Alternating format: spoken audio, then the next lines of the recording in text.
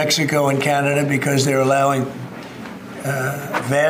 Donald ট্রাম্পের শুল্ক আরোপের হুমকিতে দুনিয়া জুড়ে বইছে একটি ঝড়। ক্ষমতায় বসতেই কথায় কথায় ঘোষণা দিচ্ছেন শুল্ক আরোপের। কানাডা, মেক্সিকো এবং চীন থেকে আমদানি পণ্যে অতিরিক্ত শুল্ক আরোপের পর এবার বাদ যাচ্ছে না ইউরোপীয় ইউনিয়ন ইইউ।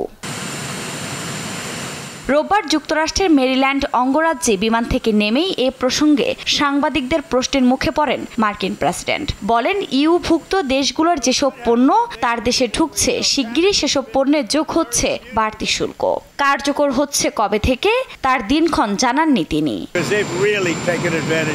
তারা আমাদের তৈরি গাড়ি ও উৎপাদিত কৃষিজাত পণ্য কিনছে না, বলতে গেলে আহামরি কিছুই নিচ্ছে না। আর আমরা লাখ লাখ গাড়ি, বিপুল পরিমাণ খাদ্য ও কৃষি পণ্য কিনে আসছি, তাতে লাভবান হচ্ছে তারাই। কিন্তু দেখুন, যুক্তরাষ্ট্রকে প্রায় সব দেশই ঠকিয়ে আসছে, এতে বড় ধরনের বাণিজ্য ঘাটতি আছে।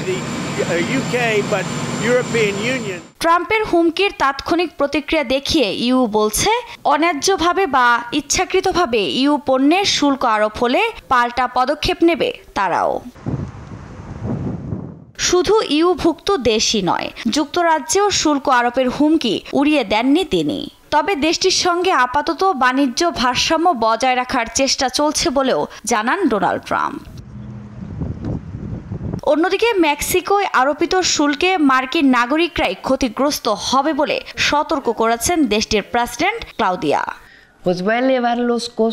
মেক্সিকো কোনো ঝামেলায় জড়াতে চায় না, বরং প্রতিবেশী দেশগুলোর মধ্যে সহযোগিতা বাড়াতে চায়, আর অপরাধী গোষ্ঠীগুলোর বিরুদ্ধে লড়াই অব্যাহত থাকবে। চীনের বিরুদ্ধে শুল্ক আরোপের ঘোষণায় বিশ্ব বাণিজ্য সংস্থায় মামলার পথে হাঁটতে যাচ্ছে বেইজিং। ছাড় দেবে না কানাডাও। তবে ওয়াশিংটনের বিরুদ্ধে পাল্টা ব্যবস্থা নিলে আরও কঠোর পথে হাঁটবেন ট্রাম্প। আফরিন মৌ, নিউজ ডেস্ক, দেশ টিভি।